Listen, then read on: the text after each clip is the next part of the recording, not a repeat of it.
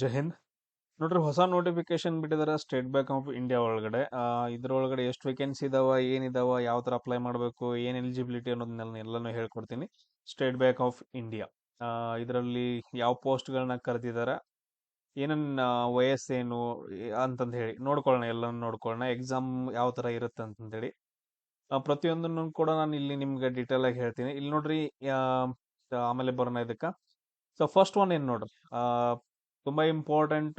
SBI ಒಳಗಡೆ ನಿಮ್ಗೆ ಕರೆದಿರೋದು junior associate ಅಂತಂದೇಳಿ. ಕಸ್ಟಮರ್ ಸಪೋರ್ಟ್ ಅಂಡ್ ಸೇಲ್ಸ್ ಆಮೇಲೆ ಕ್ಲರ್ಕ್ ಒಳಗಡೆ ಜೂನಿಯರ್ ಅಸೋಸಿಯೇಟ್ ಅಂತಂತ ಹೇಳಿ ಕರೆದಿದ್ದಾರೆ. ಟೋಟಲ್ ಆಗಿ 1735 ವೇಕೆನ್ಸಿಗಳಿದಾವ. ಈ ಲಡಾಖ್ ಬಿಟ್ಬಿಡ್ರಿ, ನಮ್ಗೆಲ್ಲ ಏನಂತಂದ್ರೆ 13,735 ವೇಕೆನ್ಸಿಗಳಿದೆ ಆಲ್ ಓವರ್ ಇಂಡಿಯಾ. ನಮ್ಮ ಬೆಂಗಳೂರಿಗೆ ಎಷ್ಟಿದಾವ ಅಂತಂದ ಹೇಳಿ ಸಪರೇಟ್ ಆಗೆಲ್ಲ ಕೊಟ್ಟಿದ್ದಾನ. ಅದನ್ನೆಲ್ಲ ಇದು ಕರ್ನಾಟಕಕ್ಕೆ ಸಪರೇಟ್ ಆಗಿ ಎಷ್ಟಿದಾವ, ಎಲ್ಲೆಲ್ಲಿ ಎಷ್ಟಿದಾವ, ನೀವು ಬೆಂಗಳೂರು ಡಿವಿಷನ್ ಅನ್ನ ಹಾಕ್ಬಹುದು, ಬೆಂಗಳೂರು ಡಿವಿಷನ್ಗೆ. ಆಮೇಲೆ ಸ್ಟಾರ್ಟಿಂಗ್ ಅಪ್ಲಿಕೇಶನ್ ಯಾವಾಗ ಸ್ಟಾರ್ಟ್ ಆಗುತ್ತೆ ಅಂದ್ರೆ 7 ಡಿಸೆಂಬರ್ ಸ್ಟಾರ್ಟ್ ಆಗುತ್ತೆ. ಸೊ ಇಲ್ಲಿವರೆಗೂ 7 ಡಿಸೆಂಬರ್ ಲಡಾಖ್ಗೆ ಇಲ್ಲ, ನಮ್ದು ಆಲ್ ಇಂಡಿಯಾ 17 ಡಿಸೆಂಬರ್ ಅಂದ್ರೆ ನಿನ್ನೆ ಎಲ್ಲ ಸ್ಟಾರ್ಟ್ ಆಗತ್ತೆ. ಎಂಡ್ ಯಾವಾಗ ಆಗತ್ತೆ ಅಂತಂದ ಹೇಳಿದ್ರೆ 7 ಜನವರಿಗೆ ಎಂಡ್ ಆಗತ್ತೆ. 7 ಜನವರಿಗೆ ಎಂಡ್ ಆಗತ್ತೆ. ಆಮೇಲೆ ನೆಕ್ಸ್ಟ್ ನೋಡ್ರಿ, ಕ್ವಶನ್ ಅನ್ನ ಏನ್ ಹೇಳಿದ ನೋಡ್ರಿ, ಪ್ರಿಲಿಮಿನರಿ ಎಕ್ಸಾಮಿನೇಷನ್ ಡೇಟ್ ಫೆಬ್ರವರಿಲಿ ಇರುತ್ತೆ. ಮೇನ್ ಎಕ್ಸಾಮ್ ಡೇಟ್ ಮಾರ್ಚ್ ಮತ್ತು ಏಪ್ರಿಲ್ ಅಲ್ಲಿ ಇರುತ್ತೆ. ಅಂದ್ರೆ ಸ್ಪೀಡ್ ಆಗತ್ತೆ ಇದ್ರದ್ದು. ಜನರಲ್ ಮತ್ತು OBC EWS ದವರಿಗೆ ಎಕ್ಸಾಮ್ ಫೀಸ್ ಎಷ್ಟಿರುತ್ತೆ, 750 ಇರುತ್ತೆ. ಉಳಿದವ್ರಿಗೆ SC ST ಉಳಿದವ್ರಿಗೆ ಏನಂತಂದ ಹೇಳಿದ್ರೆ ಏನು ಇರಂಗಿಲ್ಲ, ಅವ್ರೇನು ಪೇ ಮಾಡಂಗಿಲ್ಲ. ಸೊ ಜನರಲ್ OBC EWS ದವರಿಗೆ 750 ರೂಪಾಯಿ ಹಾಕ್ಬೇಕು. ಟೋಟಲ್ ವೇಕೆನ್ಸಿ ಎಷ್ಟಿದಾವ ನೋಡ್ರಿ, 13,735 ಇದಾವ. Total vacancy 13,735. ಆಮೇಲೆ ನಮ್ಮ ಬೆಂಗಳೂರಿಗೆ ಎಷ್ಟಿದಾವ ನೋಡ್ರಿ, ಬೆಂಗಳೂರಿಗೆ ಸೊ 50.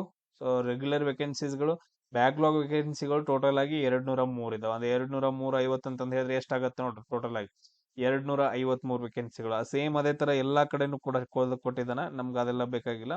ಸೊ ಟೋಟಲ್ ವೇಕೆನ್ಸಿಗಳು ನಮಗೆ 13,735 ಇದಾವ. ನೀವೆಲ್ಲಾದ್ರೂ ಹಾಕೋಬಹುದು.